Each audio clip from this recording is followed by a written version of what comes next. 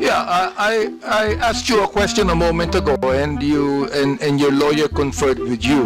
So I agreed with what your lawyer said, and your lawyer said that it's just a matter of oversight, and you're willing to apologize. So please do it now.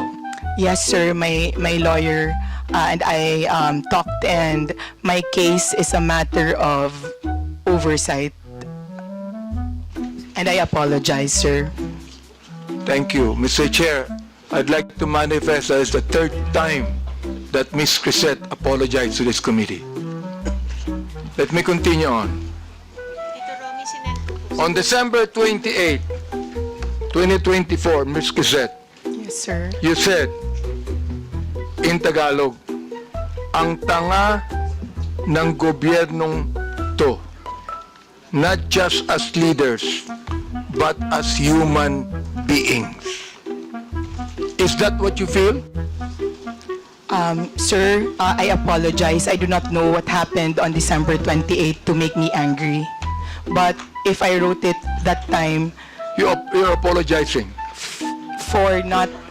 No, sir, I mean, I do not know what situation on December 28. Let me and what the continue on. context. Let me Yes, sir. continue on. It says, ipapamudmud sa mga naka-braces na nagbabakasyon abroad ang AKAP money tapos utang ng 629 billion.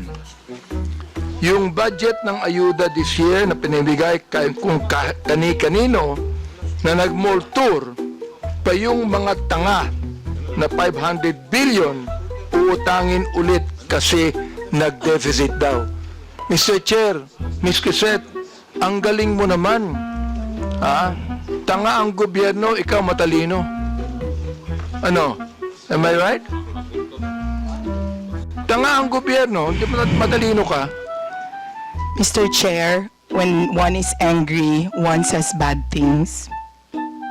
And in the situation that, sir, Mr. Chair, in the situation when I found out So you're that our... Mr. Chair, you still have words, no, Mr. Chair. Ibig sabihin, that you are actually telling your anger to your followers, your anger.